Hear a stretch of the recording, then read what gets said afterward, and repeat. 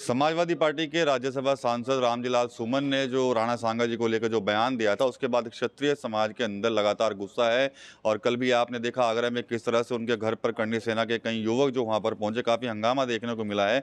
इसी सिलसिले में आज सहारनपुर में भी करणी सेना के द्वारा एक प्रेस कॉन्फ्रेंस यहाँ पर की गई है। यहाँ पर नीरज चौहान जी हैं, प्रदेश अध्यक्ष हैं करणी सेना के, उनसे बात कर लेते हैं।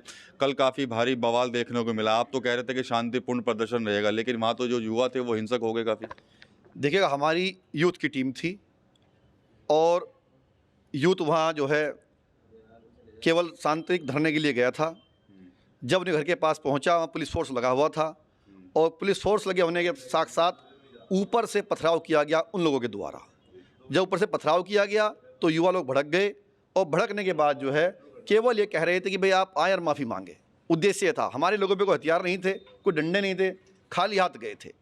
किसी का कोई ऐसा उद्देश्य नहीं था कि इसको क्षति पहुंचाई जाए, लेकिन वहाँ के माहौल ने ऐसी स्थितियाँ पैदा कर दी कि लोगों को आक्रामक मूड अपनाना पड़ा। नीरज जी, बताइए, वहाँ पर तो बुलडोजर भी सुना के लेके गए थे कुछ युवक उनके घर के लिए। देखो, बुलडोजर वाली बात आई तो बुलडोजर तो आज की तारीख में उत्तर प्रदेश का एक टाइटल बना हुआ है और बुलडोजर लेके चले गए हैं तो कोई ऐसी बात नहीं है। बुलडोजर का इस्तेमाल तो वहाँ कहीं किया नहीं, वो तो जो प्रदर्शन के लिए दिखाने के लिए उसमें बैठ के बुलडोजर का इस्तेमाल किया गया केवल जाने के लिए।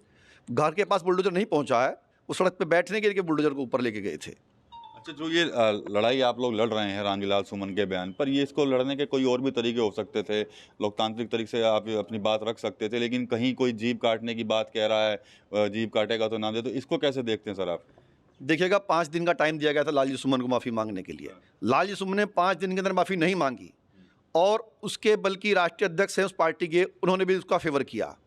इस इंतजार के बाद आप ये समझिए कि अगर कोई व्यक्ति सनातन धर्म के संस्थापक, उसके रक्षक, जिसने अपनी 3 पीढ़ियाँ खो दी हों, अगर उस पर उंगली उठाएगा, फिर बचता क्या है सनातन पे? फिर तो कुछ भी नहीं बचता है। तो लास्ट हथियार में अपनाना पड़ा कि हम लोग जो भी होगा, लालजी सुमन जहाँ भी मिलेगा उसका इलाज करेंगे और लालजी सुमन जैसा अगर माफ़ी नहीं मांगेगा, चाहे आंदोलन 1 साल चलता रहे, ये चलता रहेगा, लालजी सुमन को माफ़ी मांगनी पड़ेगी। और यूथ की टीम है, आक्रामक हो जाती है, इसमें कोई ऐसी बात नहीं है। अभी आपने 10 अप्रैल को लेकर भी ये घोषणा की है, क्या कुछ रणनीति बनाई है आप लोगों ने अगली? 10 तारीख को सभी मंडल और पूरा क्षत्रिय समाज, जो क्षत्रिय लिखता है, चाहे गुजर है, चाहे जाट है, चाहे ठाकुर है, जो क्षत्रिय है वो आगरा के अंदर 10 तारीख को पहुंचने का काम करेगा। 1:30 बजे आगरा पहुंचना है। हमारे राष्ट्रीय अध्यक्ष राज शेखावत जी ने घोषणा दिल्ली से कर दी है, ये गुजरात से भी घोषणा हो चुकी है और बहुत जल्द हम 10 तारीख को पहुंचेंगे। और या तो 10 तारीख से पहले लालजी सुमन माफ़ी मांग ले अपने कहे बात पर, अन्यथा 10 आने वाली 10 तारीख को वहाँ लाखों की संख्या में क्षत्रिय इकट्ठा होगा और जवाब देगा लालजी सुमन को, फिर वहीं घर पर पहुँचा जाएगा। अच्छा, अखिलेश यादव ने कहा कि जो हमला हुआ है रामजीलाल सुमन के, इसलिए दलित हैं इसलिए हुआ है, जबकि जो बहुजन समाज पार्टी के अध्यक्ष है मायावती, वो कह रही कि हमला है वो किसी दलित पर नहीं बल्कि सपा के सांसद पे हुआ है। देखा, सही कहा, मायावती जी का कहना सही है। जो हमला हुआ है वो समाजवादी के सांसद पर हुआ है और समाजवादी के उस व्यक्ति पर हुआ है जिसने राज्यसभा के अंदर सनातन को और क्षत्रिय को ललकारा है। हमला उसके ऊपर हुआ है, ये कोई दलित हमला नहीं था। और अगर दलित हमले की बात समाजवादी करती है तो बहुत से उदाहरण हैं समाजवादी के पास में, गेस्ट हाउस कांड से लेके आज तक, कि कितने दलितों को कितना सपोर्ट समाजवादी ने किया है। कैसे देखते हैं सर इस बात को? तो कहीं ना कहीं दलित वर्सेस ठाकुर का रंग भी देने की कोशिश की जा रही है। ये राजनीतिक स्टंट है पार्टी का, लेकिन ये कभी नहीं रहा। आपने लोकसभा में देखा होगा, सारा क्षत्रिय समाज जो है गठबंधन के साथ रहा आपके पश्चिम में, और आगे भी ये स्थिति रही तो क्या रूपरेखा बनेगी वो जानते हैं। इस चीज़ के लिए तो राजनीतिक स्टंट अलग है, लेकिन हम ये कहना चाहते हैं आज की तारीख में जो क्षत्रिय समाज, जो सनातन धर्म को गाली देने का काम करेगा, करणी सेना उसको मुंह तोड़ जवाब घर से लेकर सुलग तक देने का काम करेगी। अभी जब आप लोगों ने सहारनपुर में प्रोटेस्ट किया था तो रामजीलाल सुमन के खिलाफ तो गुस्सा था, लेकिन समाजवादी पार्टी के अध्यक्ष अखिलेश यादव के प्रति भी काफ़ी लोग नाराजगी दिखा रहे थे उस दिन। देखिएगा, उस दिन शायद अखिलेश जी को मालूम नहीं होगा, राज्यसभा की कार्रवाई नहीं देखी होगी उन्होंने।